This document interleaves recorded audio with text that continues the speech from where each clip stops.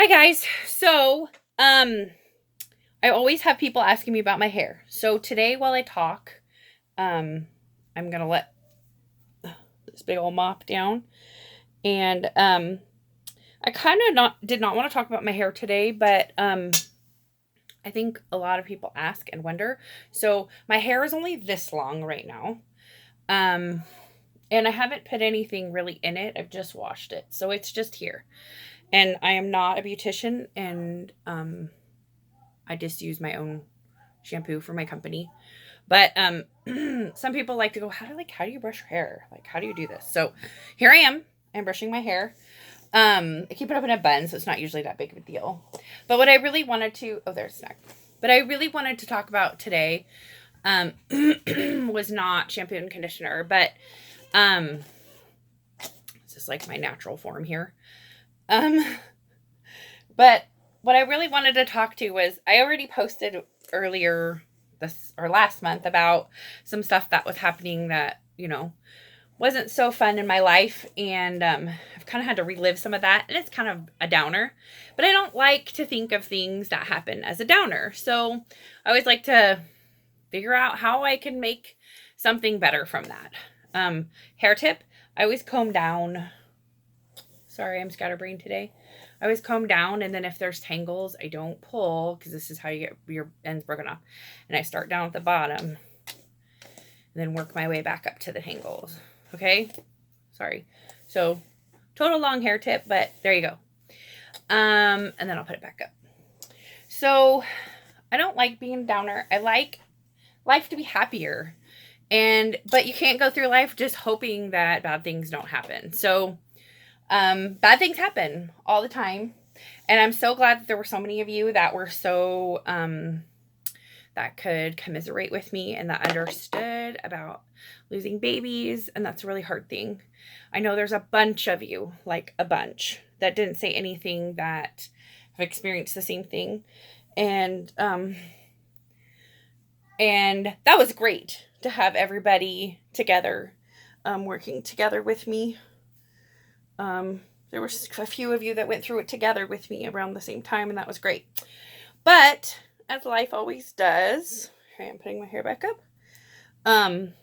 Life just doesn't slow down, and we never get out of our comfort zone if we stay in it.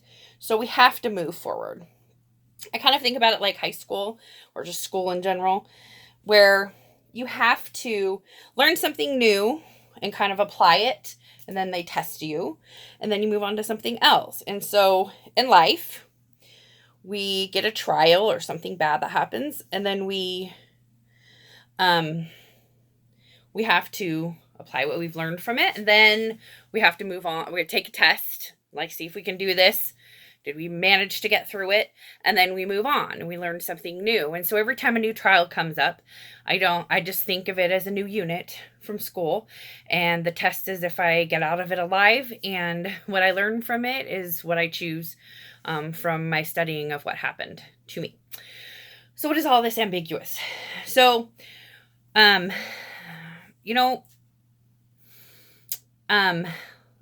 it's been a week now, so I feel like I can talk about it now without kind of getting upset.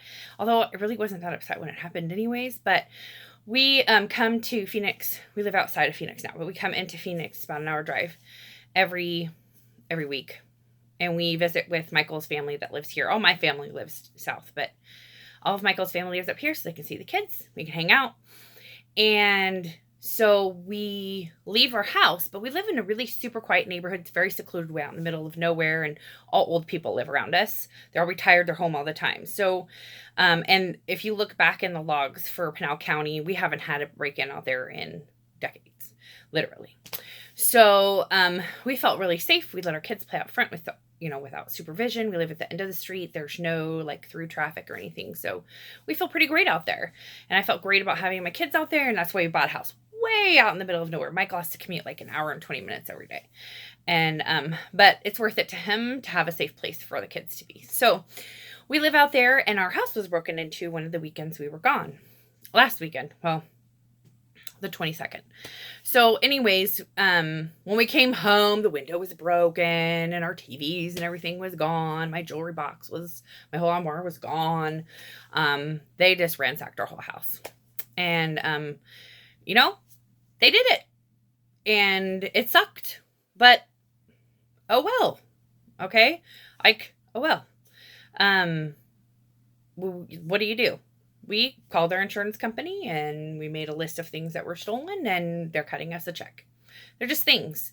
And Emily had a really hard time because there's really sentimental things and she's really attached through sentimental things. But, you know, I don't know if you guys have kind of noticed since I started going on the oily trip and all these things, like I've tried to really narrow things down. Like I've really tried to get to where we're a minimalist. I want the kids' wardrobes that we're tailoring them down. I follow this gal, and if you don't follow her, her name is I Am Joellen, and you can just search her here on Facebook. It was kind of just a coincidence, I think, that we both started. She moved away, I moved away, and we both kind of, when we came back on Facebook, kind of branding ourselves and doing that kind of thing, I discovered that she too was kind of trying to do this minimalist thing, and she has moved many times now, just like we have. And so when you start to travel and you move, it gets to be a lot. So in a kind of a way, it was suck that we got stuff taken away from us, and kind of our home violated. But at the second, on this other hand, it's like, now there's less stuff for us and to worry about. And things, I've been trying to like drive this home with our kids. Toys and things are not, TVs and phones and stuff. It's not important. What's important is each other and spending time together. And,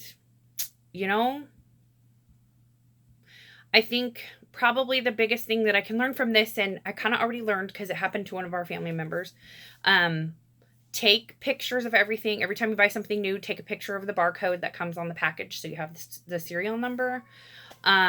Take video, walk around your house, open up all your closets, open up all your drawers, open up all the cabinets, and just take a video on your phone. I think it took me 8 minutes to walk the entire house, my entire jewelry box, so all 8 drawers and the outside and the top and the garage and the shed. Okay. It took me like 8, maybe 10 minutes to go around and like take videos of everything. And then as I get stuff, I just have a folder in my phone for like serial numbers for electronics. And since we don't have that many anymore, we have, we only have one computer now because they didn't take the desktop. But, so I'm going to take pictures of the bottoms of your laptop where the serial number. I mean, just be prepared. If there's nothing else, and I already have all these things, so our insurance was like, whoa, that was great. But like I said, I worked in insurance, and so I kind of knew that this was something when we moved into our new house that needed to be done. And so I did it, and it took like 10 minutes. And it has made this whole process of like, writing everything down, and for the insurance company, it made it like so much easier for them.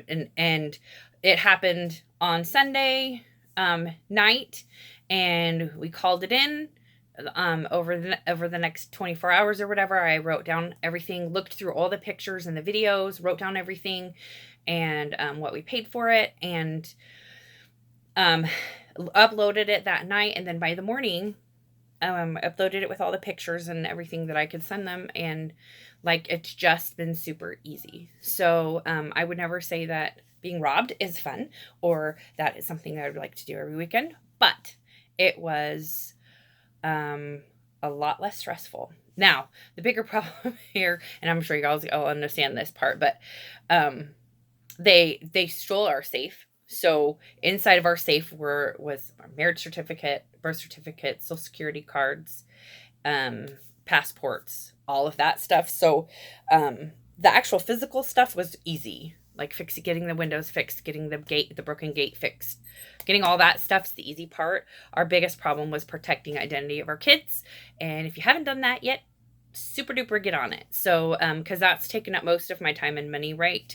Like the last, 4 days is, getting new social security cards, getting new birth certificates, getting new passports, getting new, all of that stuff, and putting freezes on their credit accounts. Like there's minor credit freezes for each one of the credit reporting agencies. So get on that if you haven't. Um,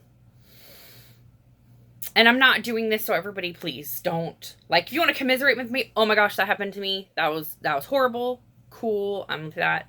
But I am not like, please don't, oh my gosh, I'm sorry, Jen, because like, it's just life. So when, as all these trials keep coming at me, I keep thinking, God, what more else could I have to deal with? What more could I have to deal with? What more things could I have to do? What could it get worse? And every time I think that, it's like I'm always reminded that when we're stretching out of our comfort zone, we're growing our faith, because we have to think and believe and be and understand and trust outside of what we're comfortable with, what we already know. And it's times like these when I think, God, it just can't get any worse. Come on, what else can happen? And then something always does. And then when that happens, it's like, oh my goodness, how much more worse can it get? And then there's going to always be somebody that has something worse off than you. And somebody's going to always be better off than you. And there's always going to be that continuum, and you're never going to be here or there, but just remember, you're always under somebody having a worse situation, and you're always over somebody in a better situation. So take those things as I have recently, and just take them as opportunities to grow.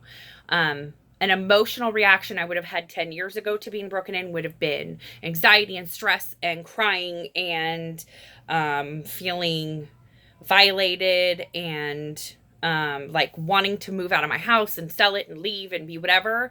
And my husband and I, we got something to drink, and we went to bed, and we watched a movie, and we went to sleep, and we didn't even think twice about it. And it sounds kind of callous, or maybe even like emotionally immature, but seriously, it was, you know what? They didn't hurt anybody. They're gone. They took what they wanted, and they're out of our lives now, and we're going to move on. And in the morning, we'll call insurance adjuster, and everything will be fine. That's it. That's the end of it. And we're not stressing about it. And so I've come so far. Every time something bad has happened, instead of taking it to the stress level, I've taken it to the, okay, I gotta grow out of this. I gotta grow in this trial. So I want everybody to know that if there's something you're struggling through, if there's bad things that are happening to you, and I hear it so much. I have so many friends that call me.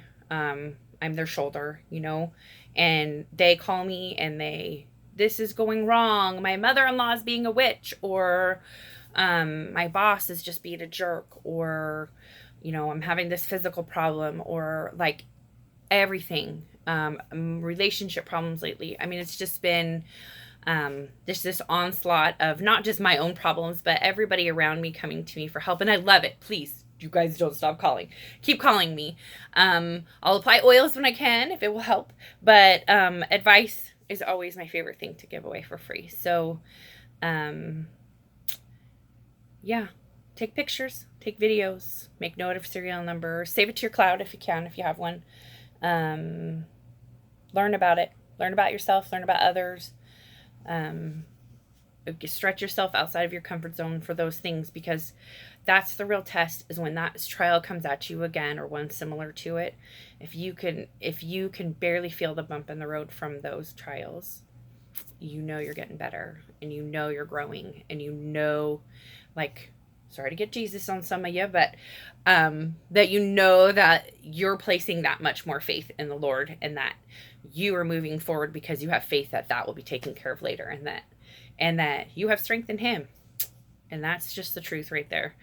When you go through things that are big, just know when you come out of those, you will not be the same person, and it will have stretched you beyond your abilities. And that's why we have to be forced through them, is because we probably wouldn't grow on our own. So grow, learn, get bigger, get better, and, love yourself. Don't forget that part.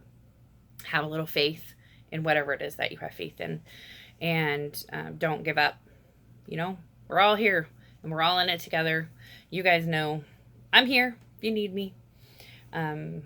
So let me see. I was going to see if there's anything else. those challenges just reinforce our faith. I guess that was probably my biggest thing. I don't want to go any. I didn't want to go any further than this, but every time I have a girlfriend from church, one of the 8 wards I've been in the last 8 or 9 years, and every day when I feel like I'm having the worst day ever, and I want you guys to remember this, because when you feel like you're having the worst day ever, just remember you didn't get robbed like Jen, or if you did, call me because I'll help you get through it.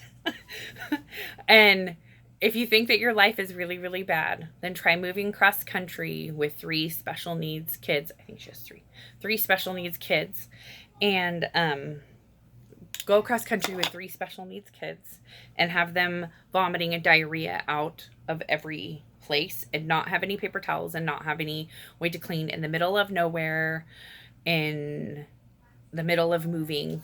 And if you think that your day is worse than that, I probably guess it's probably not. But just know that there's somebody out there worse. And if you think your day is pretty bad, sitting on the side of the road with a flat tire, just know that, you don't have to clean up poop without any paper towels. Got it? All right, guys, I'm out. But, keep in touch.